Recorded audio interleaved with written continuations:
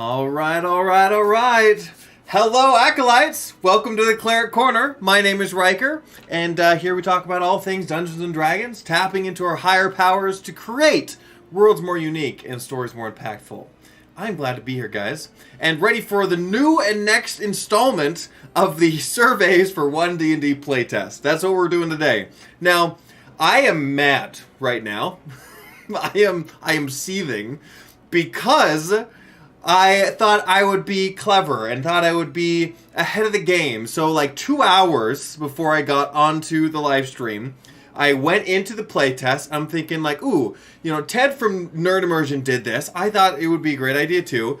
I went through the entire survey, clicked every box, wrote in comments for everything beforehand so that all I would have to do is then bring that on screen for you guys and then go through all of the notes that I did. Go through all the pages, right? I would just, once I get to the end, I would back up to the first page, and then we'll go through it together. Well, I get to the last page, and I'm like, great, I'm done. And I press the back button, right? I press the back button so that you would press to go back and make edits if you want to. Press that button, I know I did, and then it says, thank you for submitting your survey. So, accidentally, I already submitted my survey, where I was supposed to do it today, with you guys, right now. However, we're going to do it again. Except now that, you know, all of my kind of comments are hopefully still up in here, I'll kind of go through them with you.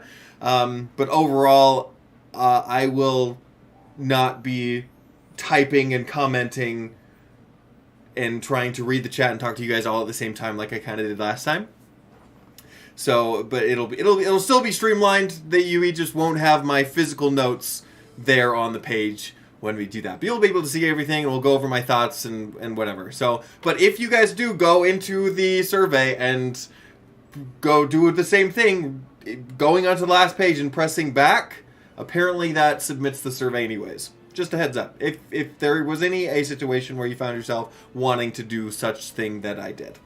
So, anyways, what do we have in the chat? Come say hi, guys. Say hi.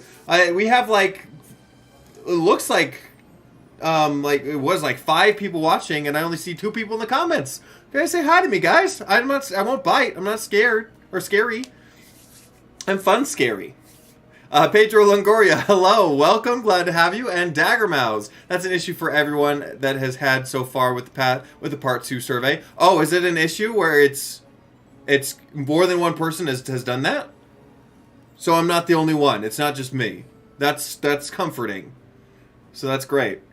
Okay. Well, while we're waiting for more people to join in the chat, I want to give, again, a big, huge shout-out to my Patreon members. If you are a Patreon, you do get a shout-out at the beginning of my my live stream videos. So here we have the Cleric tier with Scott Burns, our Acolytes, Kaleidoscope, and Weaver Atropos, and then our Disciples, Christian Roberts, Ryan Ramirez, Christopher Byram, Melka Deal, Oren Hammerquist, 95 miles per hour, Tonberry, Matt Clark, XC, I8 Civil Servants, and Peter N. Thank you guys so much for your support. You guys make these videos possible and make it fun on a day-to-day basis as I continue on my long road to do this full-time. So, thank you so much for your support. If you don't want to support me in that way, it is in the link in the description below. Okay, so we have Tyler Williams in the chat. I knew there were more of you out there. Jeremy MacPN, hello, hello. I got you in my ear. I'm at work at the moment, but I hope your day is going swimmingly. It is. Thank you so much. Gotten a lot of work done today. Typed up some fun scripts that I'll be able to do next month. And then I hope your day is going swimmingly as well. It's awesome that you are able to listen to this during work. Love that for you. Dagger Mouse, yeah, it happened to several YouTubers I've watched. Oh, okay. I might have missed some other live streams then. I wonder who it was. If you know who it was, type it in the chat, and then maybe I can check them out later, or their live streams. Because I always, even though I have my own opinions, you know, it's always good to get other people's opinions. I've watched other people's YouTube live streams about the 1D&D survey, like Ted from Nerd Immersion. I've watched Dungeon Coach's videos on it. I've watched Bob World Builder's videos on it. I've watched a lot. And so some of the things that I'll go over are my opinions and my opinions alone, and then some of them are shared opinions that I have with the other YouTubers. And so hopefully we can kind of all come together, and that's why this is kind of a conversation, right? One, so we can talk about things, kind of get on the same page of what we want as a whole, and understand what it is that they are giving us, and then be empowered to go and fill out the survey ourselves, right?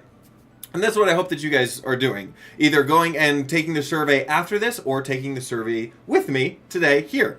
So, might as well just jump into it. Of course, if you have questions, type question in all caps, and then your question after in the chat. That way I can pick it out of the chat real easy.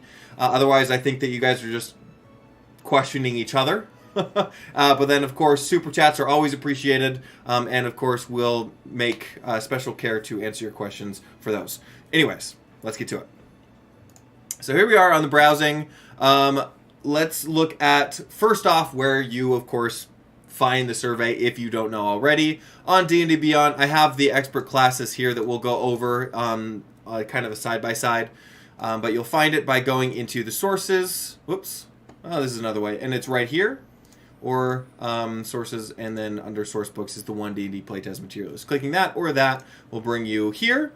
And here was the first one, character origins, and then today we'll go over the expert classes. Clicking on the download PDF here will open this PDF here, and then the take survey will bring you to this screen, right? So this screen is what we will be filling out today. And would you like to rate the material presented in expert classes? Yes. And then what was the first edition of D&D you played? Technically it was 4th edition, but I only played that once ever, so I always say kind of 5e. Says it was Indestructible Boy. Okay. He streams so much that I don't know whether it's like something like this, or whether he's doing a fun stream or a video game stream or a class or a homebrew. He did like a couple homebrew, workshops recently as well. He's always streaming about something, so it doesn't surprise me that I missed that one. But good to know that he had the same issue. Well, not good to know he had the same issue, but comforting to know he had the same issue. Cool. And yeah, me and Indestructible Boy were he's a friend of the channel. We know each other pretty well. Great guy. Okay, 3. Which of the following classes have you playtested? Now, even though they gave us like a month to playtest this, it's not very much time to playtest. I was able to playtest some of the, I think the two main the exhaustion definitely, and the, of course, rolling natural one gives you inspiration, which we'll go over, which I loved both of those. But as far as classes, I was not able to do that. So I haven't playtested any of those options. And then overall, as presented in the article, how satisfied am I with them? I'm actually pretty dissatisfied with the Bard. But I'm pretty satisfied with the Ranger and Rogue, and I'll tell you guys why. So, here we go. This basically just tells you how satisfied you are with the elements of the Bard, which is, if we scroll down to the Bard here, it'll just ask you about each individual section, right? So, creating a Bard, it's pretty self-explanatory, right? It's basically, your hit points, your proficiencies, your armor training that you get, your starting equipment, all of that. Are you satisfied with that, or are you not satisfied with that? Basically satisfied, right? So basically the only thing that there's a couple things that I did not, that I don't think that is very good going forward, is a couple things, and let me find them. Spellcasting is one of them. And then Songs of Restoration, I don't like. And there was one other one. Which one was it? Oh yeah, Bardic Inspiration, and then the Magical Secrets we had a comment on. Anyways, here I'm trying to remind myself of the notes that I had. Gosh dang it, I wish I had them. Okay, but Bardic Inspiration, it's decent. It's basically similar to what we've had. However, it is using your action instead of bonus action. And that's my issue with Bardic Inspiration, is that it takes the agency away from the person who's actually making the check, right? So if somebody's making a check and you see that and they fail, you can give them a inspiration and then they can add that to the role that they do. However, what if they wanted to take that inspiration and use it for something else? What if it was something that they didn't really want to use that inspiration on just yet? They wanted to use it for something else. That is now taken out of that agency to do. It's their check, so I think it should be their choice. However, you know, I get that maybe it's easier. It puts the bardic feature actually in the bard's hands for them to use. So I get it. I get the change. However, if it's an inspiration, it should be up to the person having the motive inspiration instead of the actual bard deciding when you feel inspired or not, essentially. So another thing that I don't like with the bard is its healing factor. I think they're trying to make it into some sort of healer, and I don't get that. They have a second level Songs of Restoration where you get basically all the main healing spells, just as is. You get them as a bard. It's a core bard feature. And to me, that takes away from some of the other subclasses, right? Well, like the Cleric or Paladin or some of the healing subclasses, where the bard, to me, doesn't really fit that fantasy. It would be an excellent opportunity for a subclass, like a healing bard subclass. Giving them this would be absolutely excellent. So please do that. But as far as this being here, I did love what Ted from Nerd Immersion had to say, where it's like, this could be an option. Where it said, instead of like Songs of Restoration, it could be another choice. It could be between this choice, the Songs of Restoration, or the Songs of Trickery, or the Songs of combat, or the songs of something else, right? Where you kind of get your own like sheet music booklet of these special songs that you have. And with Trickery, you would get things like, you know, spells that you would get from like the Trickery Domain. Spells with the Songs of Combat might be like Compelled Duel or things like that, right? Where you have like certain songs book that you can choose from. I think that would be perfect. So either make this an option, don't force me into healing as a bard, because and you might say like, oh well, you don't have to heal as a bard. This is a feature. This is a full feature. So if I'm not healing, that's one feature. That's a whole feature down the drain, and that doesn't feel good, right? So I think there's multiple ways that we can fix that, and the bard doesn't need to be a healer class. It doesn't need to be. It's a buffer class. It's a utility class, but to me, it's not really a healer class. And you might disagree. Tiger Mouse, I do kind of wish Paladin has a warrior class because it doesn't exactly need a god or good charisma to be great, to be honest. Yeah, no, I could see that. I definitely, I can't remember. Is it part of the, I think it's part of the priest stuff, or the priest demographic, if that's the word, and not warrior. I might be mistaken, but I think that's the way it is. So you're saying you wish that it's a warrior class or warrior thing. Yeah. Yes. That's a whole nother conversation where I think the paladin should also be able to step away from like the whole radiation or radiant damage, because if you are celebrating or you are making an oath to or worshipping a god of lightning, your smite should do lightning damage. You should, right? Or a fire god or whatever, right?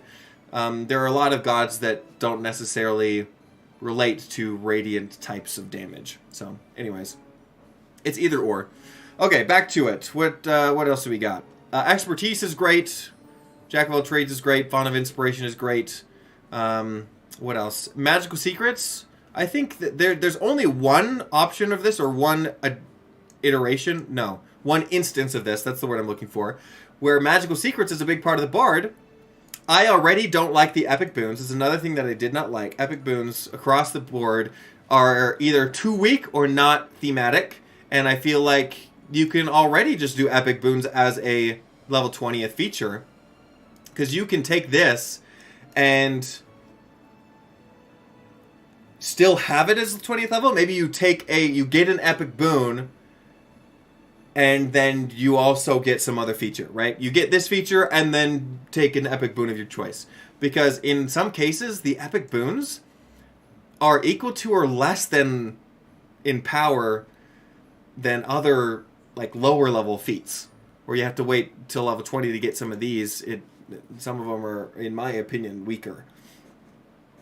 So, anyways, I think that this is a lost opportunity where we could, create something really thematic, really powerful. It's level 20, and then as well just have the epic boons. It's a, I don't think it's like it was a lazy choice. I don't think they were lazy in doing this, but I think it's a lazy option, if that makes sense. Where it's just, all right, choose an epic boon. It could be something else. And then Superior Bardic Inspiration says you regain 2 expended uses of your Bardic Inspiration whenever you roll initiative. It's 2 instead of the 1 that it originally had. It could still be better. It's a little lackluster still. So as far as like big level 18 or high level features go.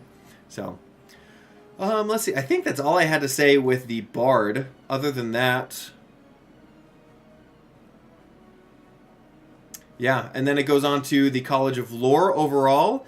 And the main thing that I talked about the College of Lore is that I was basically satisfied with it. However, to me, it was the thematic parts of it that didn't match up for me. So when you think of the College of Lore, you think, oh, it's a knowledge from others. It gets knowledge of other sources as diverse scholarly tomes and peasant tales, singing folk ballads, performing elaborate composites in royal courts. It's a go out there, find lore, sing lore, tell lore, these kind of things, right? That's the lore bard.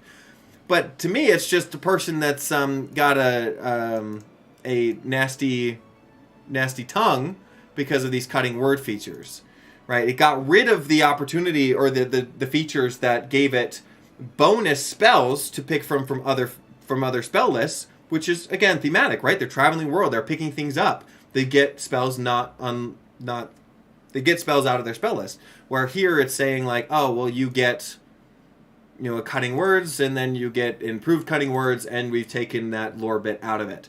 And so he's just the lore bard just turned into someone that's kind of snarky. And I'm not a fan.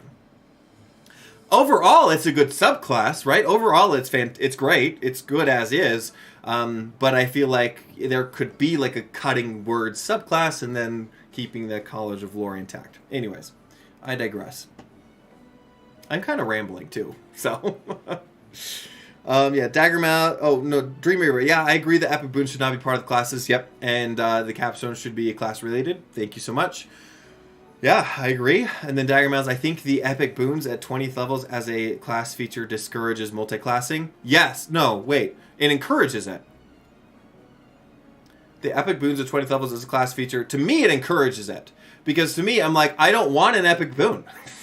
Is that bad to say? I didn't want any of the options. I looked at them like, none of these are great. I think they're a little bit outdated, too. Because they were made back in 2014, back when the power level was kind of low. And so they were great then, they're not kind of great now. And so when I think about if I'm going to do from level 1 to 20 with any character, it will encourage me to multi-class because I don't want to go to level 20 because it's not a good incentive for me. To me, it's either one or two things. Either we realize that people are going to multi-class anyway, so we're not going to do anything at level 20. We're just going to say it's an epic boon, and they're going to multi-class anyways, which I get, right? That's the reason. I get that. Or two, actually make level 20 an incentivizing feature. Because if people aren't incentivized to be at level 20 in one class, they're not going to be. Right? They're gonna multi-class anyways, because that's normally what they do. And so it'd be interesting, or it'd be nice to see them actually have a level 20 feature that's really evocative, really strong, really thematic, that makes me want to bring a full class from level 1 to 20. Right? I think that would be really, really cool. Tyler Williams, easy to fix songs for restoration is just to bring back the unique spell lists. Yeah, but I don't like that. I actually like what they're doing with the spell list. Again, I could be a minority in that, but I do like how they've broken it up.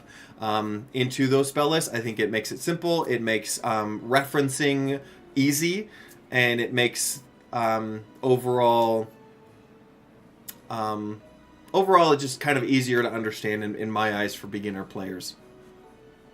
And then, yeah, because instead of like the Arcane Trickster taking from the wizard spell list, the Arcane Trickster just takes from the Arcane spell list, and it makes sense. So, yeah, Tyler, yeah, don't see the lore aspect. Yeah, we don't. Okay, Ranger, I'm overall happy with the Ranger. I really am. So again, it's giving you an option to say you're dissatisfied or satisfied for every singular feature. Spellcasting, the one thing that I didn't talk about that I talked about before in the last live stream about this stuff is the spellcasting, where it limits your schools of magic to divination, enchantment, illusion, and transmutation for the bard.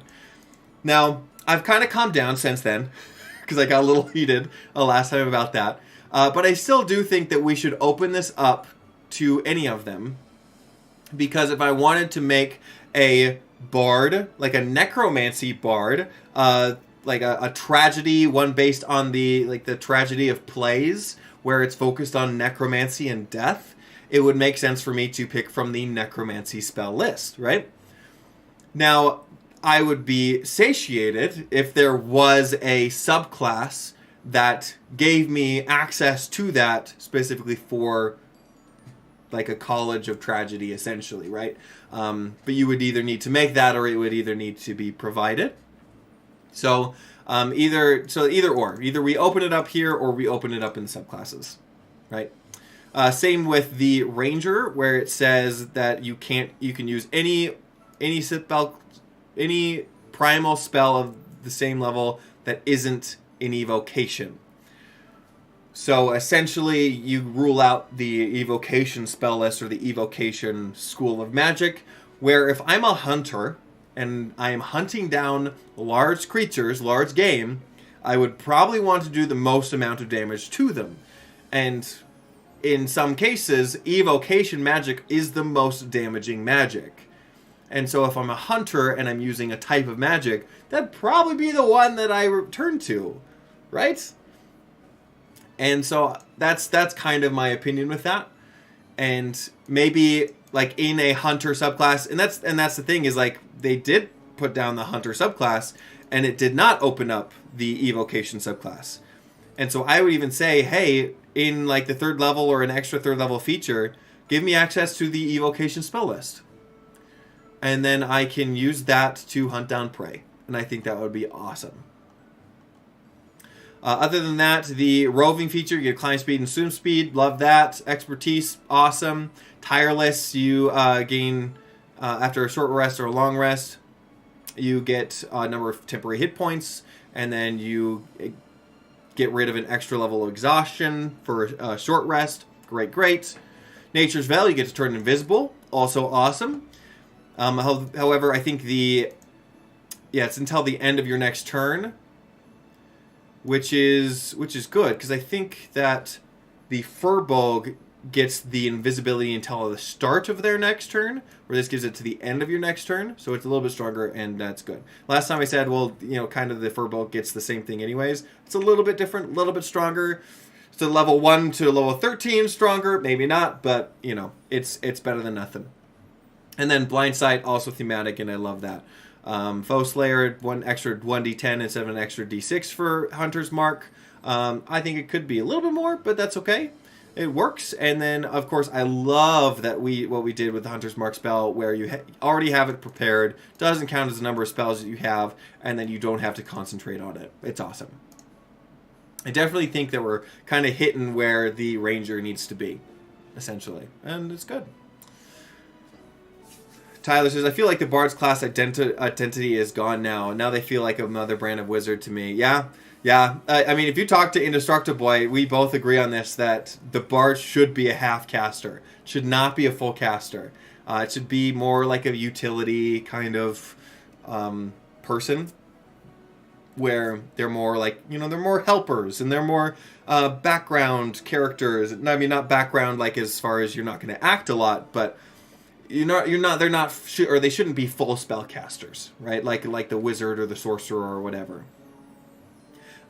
Because yeah, I agree with you. The class identity is a little bit different, where the fantasy of bards that you see on TV is not the fantasy of bards that you play in D&D. It's not. Oh, and then as far as hunter goes, going down to this area here, so how satisfied am I with the hunter? I don't like it because for two reasons. It got rid of... Actually, did I pull it up here?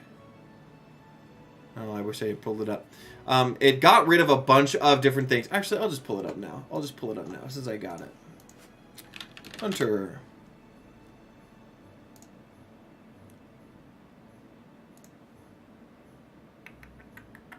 Is this going to be it? Yes. So in the original Hunter subclass, you have options, my friend. You have Horde Breaker, Giant Killer, Colossus Slayer, the type of hunter that you want to be. And then you get to have Escape the Horde, multi-attack defense, or Steel Will. You get all of these options to customize your character. And I get it for the sake of simplicity. Yeah, they might want to break it down into singular features.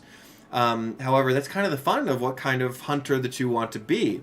And then the last one, Conjure Barrage. I agree with a lot of other YouTubers that say it's a little weak. I love the idea of downcasting, right? We have upcasting, where we take a spell of 3rd level, we cast it at 4th level. It's a little powerful. Here, it's introducing a feature where it's downcasting, where it's a 3rd level that you can cast at a 2nd level and does it a little bit less of damage, but you're casting it at a 2nd level spell slot instead of a 3rd.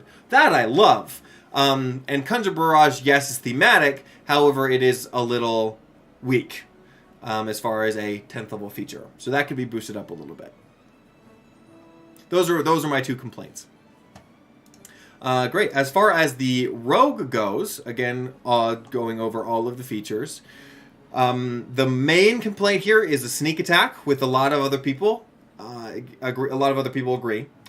And it says, once per each of your turns, when you take the attack action, you can deal an extra damage to one creature when you hit with an attack roll, and then regular sneak attack prerequisites.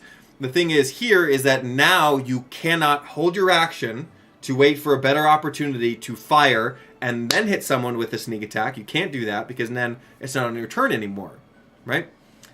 So you can hold your action, but if you hold your action to attack someone, you're not going to get sneak attack no matter what.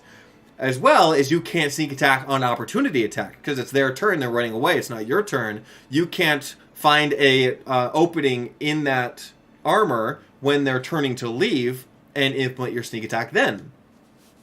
And to me, playing a rogue and having characters that play rogues, nothing is worse when you roll to attack on your turn and you're doing 6 damage instead of your regular 30.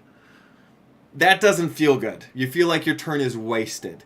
And so, to me, it's like, I get that maybe you're trying to balance it here, but the rogues need sneak attack, and they need it as often as they can, because that's basically the identity of the class. If you're not sneaking attack, you're not being a rogue.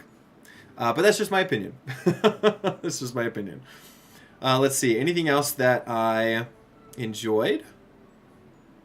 A reliable talent is great. Subtle strikes is great. So you know how to exploit a target's distraction. You have advantage on any attack roll that targets a creature that's within 5 feet of you. 5 feet of at least one of your allies who isn't incapacitated. So basically, you are getting off sneak attack more often, which is awesome. Because rogues need that, right? And once you're level 13, you're pretty good at finding the enemy's weak points. Slippery Mind, it's an okay feature. It's a good feature. I don't have any complaints or anything good to say about it, but you gain proficiency in Wisdom and Charisma saving throws. Elusive, you are so evasive that attackers rarely get the upper hand. No attack roll has advantage on you ever. That's nice. And Stroke of Luck, you're lucky, you're a rogue, kind of fits. So overall, I think it's good. But I think this is already the feature that they had already. But then Twin Epic Boons, yeah, get rid of them. Yeah, yick. Let's see. Oh, and then the Thief. Okay, some of you have heard my opinions on the Thief before. If you don't like them, cover your ears. But I continue to have them now. So I get that the Thief the themes here are similar to what they have had before. However, here's what I have the issue with. The thief is someone that's a burglar. It's a bandit. They are good at breaking in and out of houses. They're good at stealing things. They're good at jumping across houses. However, I don't know why they have the 10th level use magic device. And I get that this is reminiscent, again, of the 5e thief, where they do interact with magic items. I do get that. And I get that they are just copying that over and making it better. However, I still think, in both cases, in this thief and in the other thief, that this does not fit. That this is reminiscent of more of an arcane trickster rogue. This would be amazing for them. And basically what it gives you is an attunement to up to 4 magic items at once. It gives you a... whenever you use a magic items, you can and expend a charge. You can roll a d6. On a roll of 6, you don't have to use the charge. And then you can use spell scrolls. So to me, it's like this thief can go their entire thievery career never stealing a single piece of magic items, and then somehow, some way, they are explicitly proficient with them and can cheat the system. And in a video with Jeremy Crawford, he actually goes over. He's like, "Hey, this is the rogue that they can cheat. Like, this is how we're gonna do it. That this feature shows how they can cheat with anything, even magic items. They're cheating with magic items, and I think that's great. But it's not the cheat rogue subclass, it's the thief rogue subclass, right? Now, if this is the cheating thing that we're going for, could be like a base feature. I get like a cheat as a base feature, but the thief rogue is not about cheating. It's about breaking in and out of things. It's about going across buildings. It's about stealing, not cheating, if that makes sense. So to me, this could be entirely removed for something better. And I don't think that they will, and that's fine, right? I'm just not going to play this one, and every other people will disagree with me. And like, honestly, awesome. If you like this, play it. This is just my opinion. And if I played a Thief Rogue, I would change this ability. I don't want it. And so, but then the last one, Thief's Reflexes, I think that now I've said my bit about what I don't like about the Thief Rogue. This I love. This I absolutely love. Wizards. Fantastic job with this. You can take a second bonus action on your turn, provided it was the bonus action from Cunning Action. So, essentially with this, it gives you an extra bonus action. And why I love this so much is that with the Fighter, you have Action Surge, where you get an extra action. With the Rogue, you can have an extra bonus action. Now, I think that this should be better. This could be like a level 20th feature. This could replace the feature, the Epic Boon, even, on the Rogue. And you have an extra bonus action, kind of like the Fighter as an extra action. And then say like the Monk, they can have an extra reaction. And then in a way, all of these Fighter or Warrior kind of esque subclass or classes have some sort of action economy bonus, right? Or action economy leg up in some way. And I think that's really cool and thematic, where the Fighter gets the action, the Rogue gets the bonus action, and the Monk gets the reaction. That's cool to me. Okay, catching up on the chat. I got on a tangent. Dream Reaver says, what I don't like about this Hunter subclass is that it takes away your options for customization. Yep, 100% agree. Dagger Mouse, what makes me worried about 1D&D in particular is that the PHB is only going to have 48 subclasses, and I'm going to wondering if we need to wait on revisions for Xanathar's and Tasha subclasses as well. Yes. What I'm thinking that they're going to do is they're going to make the PHB, and then right after that, or sometime after that, they're going to release like a compendium with all of the other subclasses. I hope this is what they do. I feel like it's the easiest fix, where they take the whole book and all of the other subclasses are in this book, one and done. Don't need to wait for the rest of them. These are all the ones that you've had before, now kind of updated if need be into D&D 5.5 or 1D&D or 6th edition, whatever we're going to call it. And then boom, done. But as far as the first iteration the PHB and the next iteration, it will only have those 48 subclasses or base subclasses in the original PHB, which means that it might not match up with some of the subclasses that we already have. And they say that it's going to be backwards compatible. However, how things are kind of situated, the puzzle pieces are scraping almost. And I'm not an expert on this specific topic on like how backwards compatible is, but there's a lot of videos on it. So my best hope is just that they know what they're doing and that it all kind of come full circle, because we have to remember this is a playtest. Things are going to change. Things will change. There are things that they give us now that we don't, that it's going to affect things in the future that we have no idea about. For example, in the spell list that we'll get into later on, they are going to give us a... oh, no. In the Arcane spell list, there isn't Eldritch Blast, right? However, the Warlock takes from the Arcane spell list, which means Eldritch Blast might be in the Warlock's features, just as a main feature, or it could not be. We don't know. And so we could complain and say, like, hey, why isn't Eldritch Blast in the Arcane spell list? You should put it there. What's going on? And we can complain about it. But in all, it might just be integrated differently in the future. That's a small example, but an example nonetheless. Best part of these rogue changes that you get your subclasses abilities sooner. Yeah. And then Tyler, I agree. I see where they're coming. They're going, but they could do something more thematic. Assuming you mean with the thief. Yeah. Yeah. It's just one feature, right? It's just one feature. It's a great feature. It's a fantastic feature. It's a fun feature. Just doesn't fit here. Okay. Move on. Moving on. Okay. Do I use feats when playing D&D 5th edition? Always. I often always even give my my players more feats than original. I'm gonna take a drink. Whew. Whew. Getting a little dry. Okay. Which of these feats have you playtested? I have not playtested any of the feats. Okay. Let's go into some of the feats that I really liked. Actor I loved with the mimicry because of it when. I always hated it in the game. It's weird because there isn't something written out where it's like, oh, I try to mimic the voice of this person and fool the other creature that I am this person. And if the other person's like familiar with that person, it's pretty easy to pick out that you don't sound like a friend, right? But I like how it's written out that you make a DC 15 charisma check and then you can perform it convincingly up to an hour. I love that. Charger, I wish was kind of more to its roots, because what it does here is if you move at least 10 feet in a straight line immediately before hitting, you do an extra bit of damage, or you can push someone. I kind of really liked that you could use a dash action and then still attack in the original.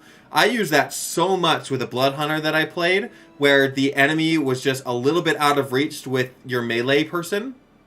And so charging up with the dash and then still being able to hit is awesome, especially if it's a spellcaster that is concentrating on something. And so I wish that they had kept that in some iteration, because I think that that's an excellent feature and really good for melee fighters who need to be right next to something in order to attack it, and they don't really have a lot of ranged options. Dual wielder, I did have a comment on that when you are holding a weapon in the light with the light property in one hand, you can treat a non-light weapon in the other hand as if it had the light property, provided that the weapon lacks the two-handed property. Now I get what they're doing here because it's kind of a balanced thing, right? You can't really dual wield with two heavy weapons. Oh, excuse me. Because it might be too powerful having two big weapons. However, I wonder if there's still a way you could do that, because, like, we're talking about the fantasy, right? What to expect when you get into it. And when I expect to dual wield and be really good at dual wielding, I probably want two of the same weapons. If I want two battle axes in each hand, or one battle axe in each hand, that's what I want to do as a dual wielder. I don't want a battle axe and a dagger. I don't want to do that. I want to dual wield, right? And so I want to be, even if it means getting rid of this thing, right? And that's another thing, right? A lot of YouTubers are commenting on this as well, where every feat has now an ability score increase, where it's basically the original feat plus this, which is power creep. And so in a lot of cases, we don't need that in the feat. We don't need it. We don't need it. And then with these right here, this right here, you can just have the enhanced dual wielding, get rid of this, and then add that you can have both. And I think that would be really, really cool. Or at least be able to take this feat again, maybe, and then have it be able to both hands. Maybe dual wielder and then dual wielder expert. I don't know. You kind of have a feat tree in that way. I think it would be really cool. Yeah. Anyways, one thing that I do, I think personally, again, I don't think they're going to do this because it wouldn't be backwards compatible. But I feel that we should have levels where we get feats, and I feel like we should have levels where we get ability score increases. I think that they should be separate. However, how they're doing it now, where they are using the ability score improvement as a feat, I like how they're doing it. It's simple. It's great. Very intuitive. However, I think that they should be getting them separately, and I think that they should be getting both of them. Right? I'm actually playing. I'm playing the game Outer Worlds right now. If some of you guys have played that, but that's just one example in games like that where you get a bunch of points that you can spend in ability score increases, as well as like a feature or perk to give you extra abilities, right? And that makes sense to me because let's say. And this might be what they're trying to do with adding them to the feats. But let's say you're level 1 to level 20. You just take feats. You never take ability score improvements. You have the same amount in dexterity as you had at level 1 at level 20. And so there's really no growth when it comes to your like main ability scores. And so it'd be nice to have both of the growth. And again, maybe that's what they're doing here. There's multiple ways that you can look at it. Okay, enough on that. Epic boons. Again, I kind of said my piece on epic boons, but like this one. You can cast a Misty spell without expending a spell slot. Once you use this benefit, you can't use it again until you roll initiative or finish a short rest or a long rest. Literally, magic initiate is better than that. Because you get a couple spells instead of just the one. Right? And you can use it as a spell slot after that, where this one you cannot. So level 20th, a class feature at level 20 is not as good as a level 1 feat. And that's just one example. So again, these need to be looked at. One more thing about epic boons is that the prerequisites for expert or mage, like our expert or warrior group, I don't think that these need to be here. Because if I'm a wizard and I look at when you miss with a melee attack, you can hit instead. Once you use this benefit, you can't use it again until you roll initiative. I look at that and I'm like, well, I don't want that. I'm not going to take that. Right? That should be my agency. You know, I don't think this prerequisite really needs to be here. But if I really wanted it to have it as a wizard, I'd say go ahead and pick it up if you really wanted it, right? But again, we're talking about intuitive simplicity. I can see where they're going with that, but I don't think it's necessary. Okay, however, in contrast, I love that they are changing the fighting styles into feats because of this reason. It's streamlined. Instead of having to worry about features and boons and fighting styles and other things all as separate entities and keeping track of all of the different ones, now all of them are feats. So instead of 4 different systems, you have one system. And that's a carrier. The feat system is the carrier of these abilities. And it's one thing that you have to keep track of instead of like 4 different ones. So I do like that they are giving that, or putting that up as a feat instead of what they had before. It was just kind of like a choice feature. Grappler I love because of the new slowed condition, which I talked about in previous live streams. Heavily armored, armor master, which I think I had something with this one. Yeah, damage reduction if you're hit by an attack while you're wearing heavy armor. Any bludgeoning, piercing, or slashing damage dealt to you by an attack that is reduced by an amount equal to your proficiency bonus. So I like this because it's a reduced amount instead of like a straight resistance. It's a different interaction with the game, and I like that. Keen Mind, definitely great. instead of being able to recall anything and everything from a month ago, you now could just have extra knowledge abilities, which is good because if you've watched Critical Role, Keen Mind as a DM can be a little bit annoying and a little bit troublesome. Dream River, the fighting styles are for warriors. I wonder if they will give them to monks and barbarians. Well, I think monks and barbarians are warriors. They are warriors. So if I scroll up to the ranger, let's see if I can find it. Find the feature. Yeah, fighting style. So you have honed martial prowess. You gain one of the following fighting style feats of your choice: archery, defense, or 2-weapon fighting. Whenever you gain a feature in levels, fighting style are among your options, even though you aren't a member of the warrior group. So it says for the ranger, you can still get it even though it's not a part of the warrior group, where the monk and the barbarian are. And I think if we look up here, yeah, warriors, barbarian, fighter, monk. There you go. So they will have them, essentially. All right, where were we? Where were we? Okay, lightly armored, observant, mounted. Ooh, mounted combat is, so good. So good. You have advantage against creatures within 5 feet of your mount. You can leap aside, make your mount automatically succeed on dexterity saving throws. No. It only takes half damage, and if it succeeds, it takes no damage, so it basically has that rogue ability. And then you can use your reaction to hit you instead of your mount, which is awesome. It keeps your mount on the battlefield, keeps it safe, keeps it with hit points. I love what they did with Polearm Master and Sentinel. So now you don't have the broken ability where people cannot get close to you, ever. And then the Ritual Caster, just an added note on Ritual. I love that they're doing with Rituals now. Now you don't really need a Ritual Caster feature in order to cast Ritual Magic. All you have to do is just have a spell that has a Ritual tag, and you can cast it as a Ritual. Awesome. Spell Sniper, Skulker, Warcaster, Speedster. Warcaster, I miss... Oh, no. Wait, hold on. Shield Master also I love, because you can make a Shield Bash as part of your attack action, which is cool.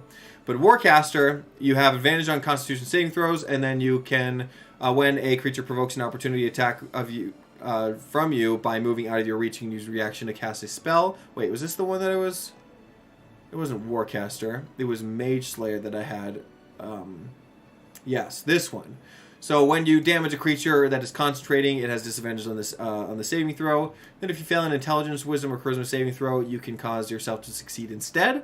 You can use this benefit. You can't use it again until you finish a long rest. To me, it's like if you're slaying the mage, you're wanting to slay the mage. And so I think this one should be replaced by the feature that it got originally, where if a spellcaster is casting a spell within 5 feet of you, you get an automatic opportunity attack. Right? So I think that should just be switched, because I think it's more thematic and more why people got Mage Slayer in the first place. Cool. And then so here are your spell lists. Again, it kind of gives you the breakdown of every single spell in each spell list. I don't have enough time in my day to go through every single one and like, ooh, what's missing, what isn't there, what's good, what should be here, what should be there. Overall, I just like that they are separating into those 3 categories, and I think that is easily referenceable. Okay, rules glossary. All right, we're gonna go. I'm skipping ahead here. Spell lists, satisfied.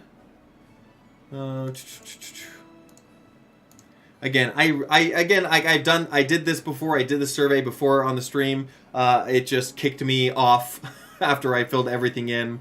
It submitted, but it wasn't supposed to submit, right? I was supposed to go to the end after I put all of the words in so I could basically read you guys my notes instead of reiterating them to you now. But I pressed the back button at the end, and then it just submitted it anyways. So all my notes are off to WotC now, or Wizards of the Coast, the owners of D&D. So how satisfied are you? The rules glossary section. With this stuff, pretty straightforward. A lot of things are pretty simple. There are just a couple things that I wanted to talk about. Barkskin using temporary hit points instead of an AC bonus, which is awesome. Climb speed, blind sight, awesome. All kind of similar or same stuff. Exhausted, love. Keep this, keep this, keep this. It's easy to remember. It's a unique feature, and it's great to keep track of. It basically gives you a -1 on everything, on all your rolls and saving throws for each level of exhaustion that you have. Easy. Guidance, I liked. I like the change in guidance. So before, you could basically spam it all day long, where in this time, it's basically once per person per long rest.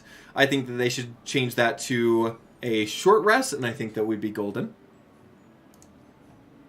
We got hidden, help, hide, heroic inspiration. Also, keep this, keep this, keep this. You gain an inspiration every time you roll a 1.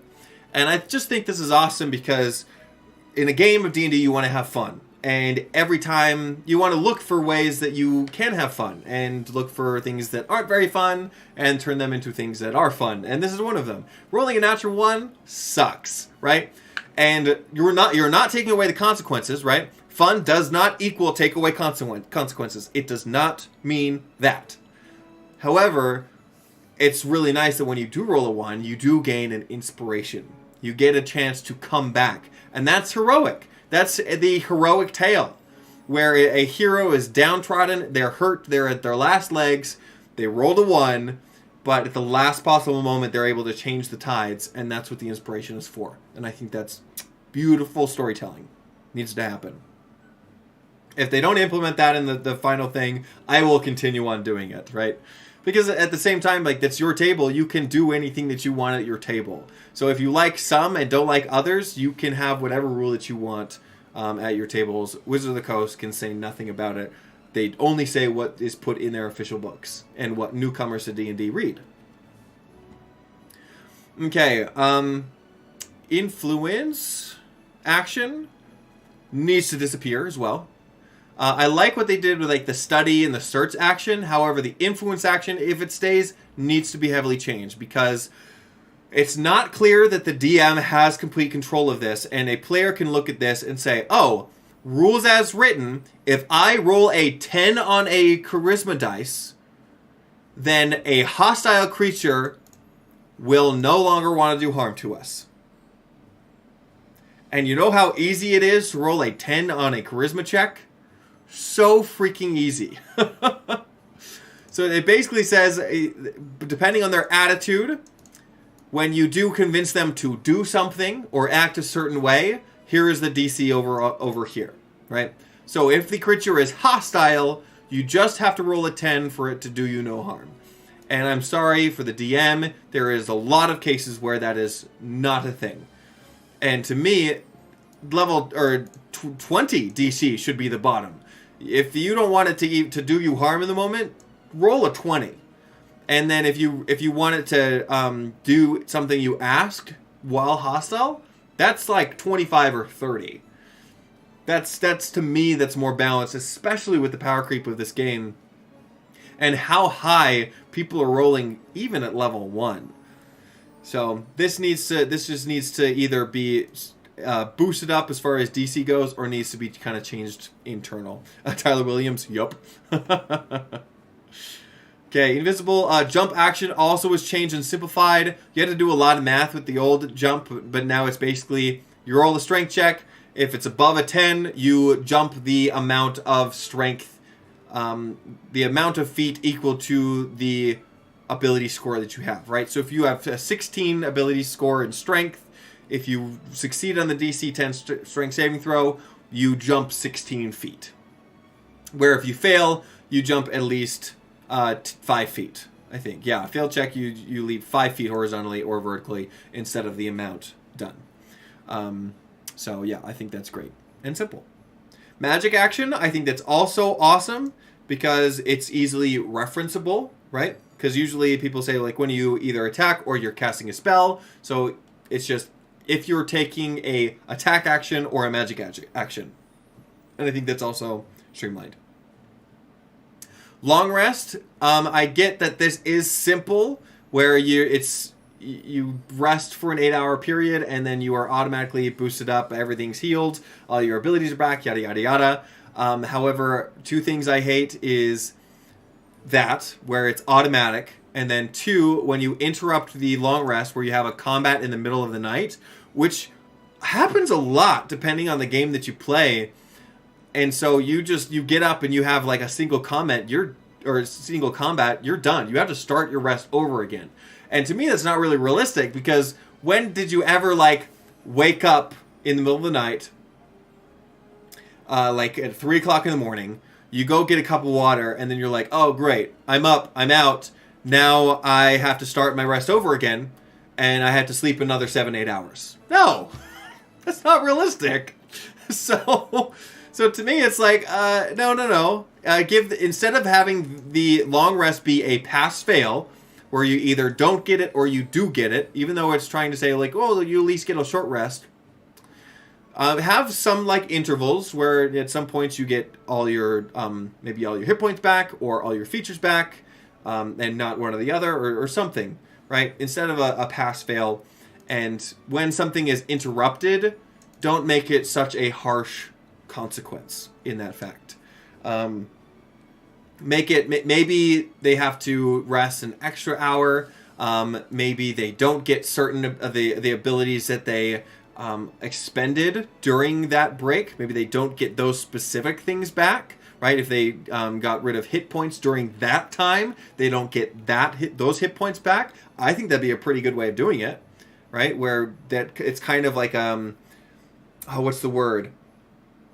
It's kind of in its own sphere of influence, this kind of mid-rest combat. And in fact, maybe I'll just go and do that, actually, because I kind of like that idea. I just had that idea. That's a good idea. Okay, going on. I think it's a good idea. You might disagree with me, and that's completely fine. Okay, breaking up your move, climbing, swimming, special speeds. This is stupid. Again, I love you, Wizards of the Coast. I think you're doing amazing work. Everyone over there is doing a fantastic job. I think this is a little dumb. So basically it says if you have 2 kinds of special speeds, if you have a walk speed and then a climb speed, fly speed, swim speed, whatever, right? If you have more than one speed, you must choose which one to use at the time when you make your move, right? So if you have a speed and a climb speed, you can only use one of those speeds when you move, not both of them. Which means if you walk somewhere, if you walk 15 feet, you can't fly another extra 15 feet because you have both a walk speed and a fly speed. You have to dash first in order to unlock your second speed, which is, again, kind of dumb. So I'm thinking like an easy fix is just to say, like, if you use 2 speeds, just make your speed for the turn equal to the lower speed. So if you have a fly speed of 60 feet and a walk speed of 30 feet, and if you walk and you fly in the same turn, then it's the lower speed amount. It's 30 feet. And I think that's a super simple, and that's how I put it at my table. And I think it's better than what this is, where you cannot fly in a turn that you walk. Okay. Okay, primal spells, ritual casting, again, love what they're doing there.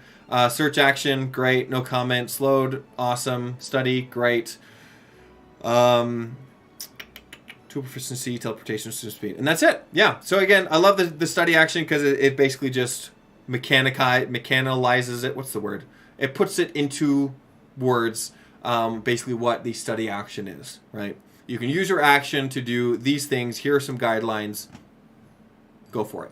So, overall, that's what that is. So again, I'll kind of show you the rest of the survey real quick. So after that, all of that, it kind of goes into specifics, where you can add additional comments on the last little bit. Your age, country you're from. Following questions are for classification purposes. Oh, is it skipping ahead? Gender. Oh, man. Oh, what the heck? I was on 50%. You guys saw that. It skipped like so many things. Oh, I see what it did. Okay. I see what it did. I see what it's doing. Ignore my ignorance for giving this survey, or submitting another survey that really had no feedback in it. So why I was confused is when I filled out that main page where it said, are you satisfied or dissatisfied with all of this stuff? And I'm done with this, so I can kind of open up this. where I'm unsatisfied or unsatisfied with all of this stuff. If I got dissatisfied with something, it will open up a new page and say, like, okay, what are your comments on this one? Is I think what it did. And because I didn't press anything, it didn't open up those pages that I had originally filled out. So if you are filling out the survey, prepare for those. If you do click something that you aren't satisfied for and you need some extra room, it will have another page for you. So anyways, so let me know what your thoughts on 1D&D is. I think we were able to get through everything in a decent amount of time. So again, sorry I didn't have all my notes at the beginning, and hopefully I went through all of them. Please disagree with me. Please go and fill out your own D&D survey. And we should have some new updates, I'm thinking mid-November, of the next iteration of Dungeons & Dragons 1D&D survey. I think this survey goes until the 10th. I think the survey goes until November 10th. So you do have some time. But I mean, I wouldn't wait. I think the last survey, they got like over 4,000 results, I think, if I'm remembering right. So anyways, this is the most that they've ever gotten with survey feedback. So if that, what we're hoping is that all of that feedback is going to be really good, and the next iteration of D&D is going to be perfect. It's going to be spot on good, right? And there will be no complaints whatsoever. It's probably a lie. There will always be complaints. But that's why D&D is our table and our table alone, and we can do what we want with it. Daggermaz, I hope the priest classes are next. I really want to see them. Yes.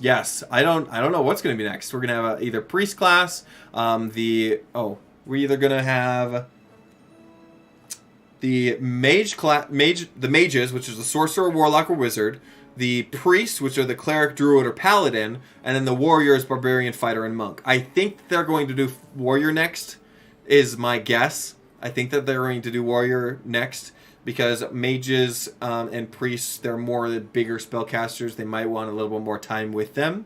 So I'm guessing that they're going to give themselves a little buffer with the warriors, but that's only a theory, and we'll see if I'm right, right? Dagger Mouse, yeah, clerics are the best. Paladins, meh, but clerics are the best. Anyways, thank you guys so much for hanging with me.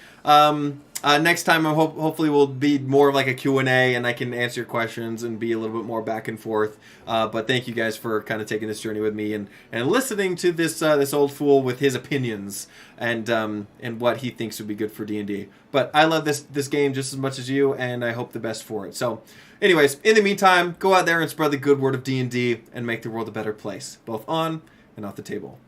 See you in the next one.